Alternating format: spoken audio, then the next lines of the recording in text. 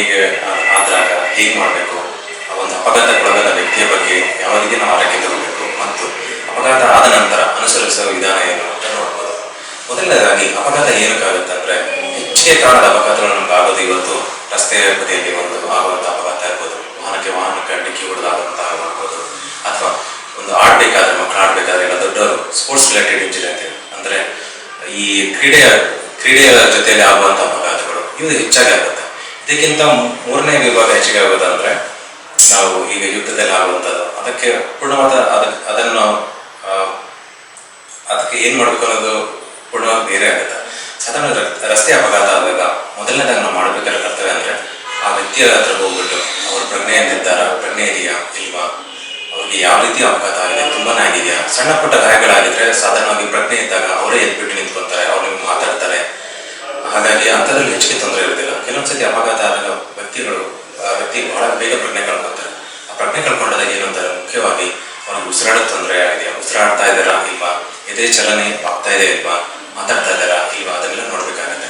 ಸಾಧಾರಣ ಪ್ರಜ್ಞೆ ಕಳ್ಕೊಂಡಾಗ ಏನಾಗುತ್ತೆ ಅಂದ್ರೆ ಅವರ ಬಾಯಿಲಿರುವ ಒಂದು ಜೊಲ್ಲಿರ್ಬೋದು, ಇಂಜಿಲಿರ್ಬೋದು, ಅಥವಾ ಬಾಯಿ ಒಳಗಡೆ ಏಟಾಗ್ಬಿಟ್ಟು ರಕ್ತ ಅದು ಗಾಳಿ ಕೊಳವೆ ಒಳಗೆ ಹೋಗುವ ಸಂಭವ ಇರ್ತದೆ. ಪ್ರಜ್ಞೆ ತಪ್ಪಿದಾಗ ಅದನ್ನೆಲ್ಲ ಅವರು ಕೆಮ್ಮೋದಾಗಲಿ ಯಾವುದೇ ಇಲ್ಲದೆ ಇರೋದ್ರಿಂದ ಅದು ನೇರವಾಗಿ ಶ್ವಾಸಕೋಶದ ಒಳಗೆ ಹೋಗಿ ಉಸಿರಾಟಕ್ಕೆ ತೊಂದರೆ ಆಗಿ ಅವರು ಸಾಯುವ ಸಂಭವ ಇರ್ತದೆ. ಮುಖ್ಯವಾಗಿ ನೀವು ಆ ಥರ ವ್ಯಕ್ತಿಯನ್ನು ಕಂಡಾಗ ಪ್ರಜ್ಞೆ ತಪ್ಪಿದ ಅಂಗವನ್ನು ಒಂದು ಭಾಗಕ್ಕೆ ಮಲಿಸ್ಕೋಬಹುದು, ಇಲ್ಲ ಎಡಭಾಗಕ್ಕೆ ಇಲ್ಲ ಬಲಭಾಗಕ್ಕೆ.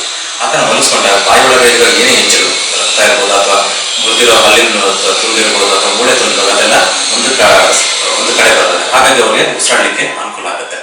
ಎರಡನೇದು, ಯಾವುದಾದ್ರೂ ರಕ್ತ ಹೋಗೋ ಎಲ್ಲರೂ ಒಂದ್ ಕಡೆ ರಕ್ತ ಸೋಲ್ತಾ ಇದ್ರೆ ಅದ್ಮೇಲೆ ಸುಮ್ಮನೆ ಏನಾದ್ರು ಒಂದು ಬಟ್ಟೆ ಇಟ್ಬಿಟ್ಟು ಇಲ್ಲ ಕೈಯಿಂದ ಈಗ ಒತ್ತಿಡಿದ್ಬಿಟ್ರೆ ಅದು ರಕ್ತ ತಾತ್ಕಾಲಿಕವಾಗಿ ನಿಲ್ಲುವಂಥ ಸಂಭವ ಕೂಡ ಇರ್ತದೆ. ಇಲ್ಲಾಂದ್ರೆ ರಕ್ತ ಹರಿದು ಹೋಗ್ತಾನೆ ಇರುತ್ತೆ. ಆದಷ್ಟು ಎಲ್ಲೆಲ್ಲಿ ಗಾಯ ಆಗಿದೆ ಅಲ್ಲೆಲ್ಲ ಒಂದು ಸ್ವಲ್ಪ ರಕ್ತದಿಲ್ಲ ಹತ್ತಿ ಇದ್ರೆ, ಅಲ್ಲೆಲ್ಲ ಪ್ರಥಮ ಚಿಕಿತ್ಸೆಯ ಒಂದು ಇದಿದ್ರೆ ಹತ್ತಿ ಇದ್ರೆ ಅದನ್ನು ತಗೊಂಡ್ಬಿಟ್ಟು ಹಾಗೆ ಗಾಯ ಮೇಲೆ ಇಟ್ಬಿಟ್ರೆ ರಕ್ತ ನಿಲ್ಲೋ ಸಂಭವ ಕೂಡ ಇರುತ್ತೆ. ಅದಕ್ಕಿಂತ ಹೆಚ್ಚಿಗೆ ಏನು ಅಂತಂದ್ರೆ ವ್ಯಕ್ತಿಯನ್ನು ಹೆಚ್ಚಿಗೆ ಚಲನೆ ಕೊಡಿಸಬಾರ್ದು. ಮುಖ್ಯವಾಗಿ ಕತ್ತಿನ ಭಾಗದಲ್ಲಿ ಯಾವಾಗಲೂ ತಲೆ ಇಲ್ಲ ಕತ್ತಿನ ಭಾಗಕ್ಕೆ ಗಾಯ ಆದಾಗ ಆ ಮೆದುಳಿನಿಂದ ಹೊರಡುವ ನರಗಳು ಕತ್ತಿನ ಮುಖಾಂತರ ಬಂದು ಅದನ್ನು ಬೇರೆ ಕಡೆ ಪಸರಿಸಿರುತ್ತೆ. ನೀವು ಕತ್ತಿಗೆ ಏಟು ಬಿದ್ದಾಗ ಮುಖ್ಯವಾಗಿ ಕತ್ತನ್ನು ತಿರುಗಿಸೋದಾಗ್ಲಿ, ಈ ಕಡೆ ಮಾಡೋದಾಗ್ಲಿ, ಇಲ್ಲ ಮುಂದೆ ಹಿಂದೆ ಮಾಡೋದ್ರಿಂದ ಆ ಕತ್ತಿನ ನರಗಳು ಅದಕ್ಕೆ ತೊಂದರೆ ಆಗ್ಬಿಟ್ಟು ಮತ್ತೆ ಇದು ಅವ್ರಿಗೆ ಪಾರ್ಶ್ವವಾಯು ಥರ ಆಗುವ ಸಂಭವನೆ ಇರುತ್ತೆ. ಅದರಿಂದ ಕತ್ತನ್ನು ಆದಷ್ಟು ನಾವು ಸ್ಟೆಬಿಲೈಸ್ ಅಂದರೆ ಅದನ್ನು ಸ್ಥಿರಗೊಳಿಸಬೇಕು. ಅದನ್ನು ಹೆಚ್ಚಿಗೆ ಆ ಕಡೆ ಈ ಕಡೆ ಮಾಡೋದಾಗ್ಲಿ ಮಾಡದೇ ಇದ್ದಾಗಲೂ, ಮತ್ತೆ ಆದಷ್ಟು ನಿಮ್ಗೆ ಏನಾದ್ರು ಕಟ್ ಸಿಕ್ಕ ಇಲ್ಲ ಒಂದು ಸಣ್ಣ ದಿಮ್ಮ ಅಂತದ್ದು ಸಿಕ್ಕಿದೆ ಆ ಕಡೆ ಈ ಕಡೆ ಇಟ್ಬಿಟ್ಟು ಅದನ್ನ ಹೀಗೆ ಕತ್ತನ್ನು ಸ್ಥಿರ ಮಾಡಿದ್ರೆ ಆಗುತ್ತೆ. ಮೊದಲನೇದಾಗಿ ಗಾಳಿದು, ಎರಡನೇದು ಕತ್ತನ್ನು ಸ್ಟೆಬಿಲೈಸ್ ಮಾಡೋದು. ಮೂರನೇದಾಗಿ ಗಾಳಿ ಚಲನೆ. ಹೌದು, ಅವರು ಬಾಯಿ ಒಳಗಡೆ ಏನೋ ಜೊಲ್ಲು ಅಥವಾ ರಕ್ತ ಏನೋ ಶೇಖರ ಆಗ್ತಾರೆ, ಆದ್ರೆ ನಿಜವಾಗ್ಲೂ ಗಾಳಿ ಒಳಗಡೆ ಹೋಗಿ ಬರ್ತಾ ಇದೆ ಅದನ್ನು ನೋಡ್ಬೇಕಾಗುತ್ತೆ. ನೀವು ಬರೀ ಎದೆ ಚಲನ ನೋಡ್ಬಿಟ್ರೆ ನಿಮ್ಗೆ ಗೊತ್ತಾಗುತ್ತೆ. ಅಕಸ್ಮಾತ್ ಎದೆ ಚಲನೆ ಇಲ್ಲ ಮತ್ತೆ ನಾಡಿ ಮಿಡಿತಲು ಕೂಡ ಇಲ್ಲ, ಅವಾಗ ನೀವು ಅವರಿಗೆ ಪ್ರಥಮ ಚಿಕಿತ್ಸೆ ಕೊಡಬೇಕಾಗುತ್ತೆ. ಏನಂದ್ರೆ ಮನುಷ್ಯನಿಗೆ ಅವಶ್ಯಕವಾಗಿ ಬೇಕಾಗಿರೋದು ಗಾಳಿ ಮತ್ತು ಹಾಗೂ ರಕ್ತ ಸಂಚಲನೆ. ಅವನ ಜೀವ ಉಳಿಸ್ಲಿಕ್ಕೆ ಅಗತ್ಯವಾಗಿ ಆ ಸಮಯದಲ್ಲಿ ಬೇಕಾಗಿರೋದು. ನೀವು ಅದನ್ನ ಬೇಸಿಕ್ ಲೈಫ್ ಸಪೋರ್ಟ್ ಅಂತಾರೆ. ಅಂದ್ರೆ ನೀವು ನಿಮ್ಮ ಬಾಯಿಂದ ಇಲ್ಲ ವ್ಯಕ್ತಿ ಉಸಿರಾಡ್ತಾ ಇದ್ರೆ ತೊಂದರೆ ಇಲ್ಲ, ಉಸಿರಾಡ್ತಾ ಇಲ್ಲ ಅಂದ್ರೆ ಅಟ್ಲೀಸ್ಟ್ ನಿಮ್ಮ ಬಾಯಿಂದ ಅವ್ರಿಗೆ ಗಾಳಿಯನ್ನು ಸ್ವಲ್ಪವನ್ನು ಕೊಡಬೇಕಾಗತ್ತೆ. ಅಂದ್ರೆ ತುಟಿ ಮೇಲೆ ಎರಡು ಬೆರಳನ್ನು ಒತ್ತಿಟ್ಬಿಟ್ಟು ಅದ್ರ ಮೇಲೆ ನಿಮ್ಮ ತುಟಿಯನ್ನು ಹಾಕ್ಬಿಟ್ಟು ಜೋರಾಗಿ ಊದಬೇಕು. ಊದಾಗ ಅವರಾಗೆ ಉಸಿರಾಡ್ತಾ ಇದ್ರು, ನೀವು ಊದಿರೋ ಗಾಳಿ ಅವರ ಒಂದು ಶ್ವಾಸಕೋಶಕ್ಕೆ ಒಳಗಡೆ ಹೋಗ್ಬಿಟ್ಟು ಮತ್ತೆ ಹೊರಗಡೆ ಬರುತ್ತೆ. ಇದರಿಂದ ಅಲ್ಲಿರೋ ರಕ್ತ ಕಣಗಳಿಗೆ ಆಮ್ಲಜನಕ ತೋರಿಸ್ಬಿಟ್ಟು ಅದು ಮೆದುಳಿಗೆ ಹೋಗುತ್ತೆ.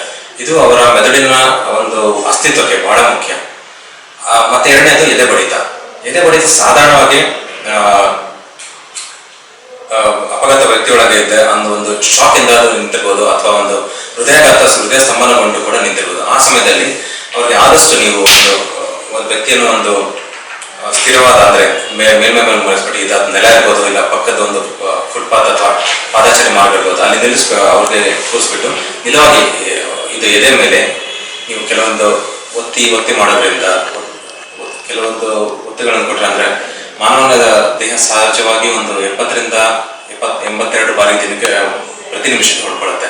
ನೀವು ಅಷ್ಟನ್ನು ನೀವು ಅದನ್ನು ಕೊಡ್ಲಿಕ್ಕೆ ಪ್ರಯತ್ನ ಮಾಡಿದ್ರೆ, ಅಂದ್ರೆ ಪ್ರತಿ 30 ಸರಿ ಒತ್ತಿ 1-2 ಸರಿ ನೀವು ಗಾಳಿ ಕೊಟ್ರೆ ಅವರ ತಾತ್ಕಾಲಿಕವಾಗಿ ಆಸ್ಪತ್ರೆಗೆ ಒಯ್ಯೋಕ್ಕಿಂತ ಮುಂಚೆ ಅವರ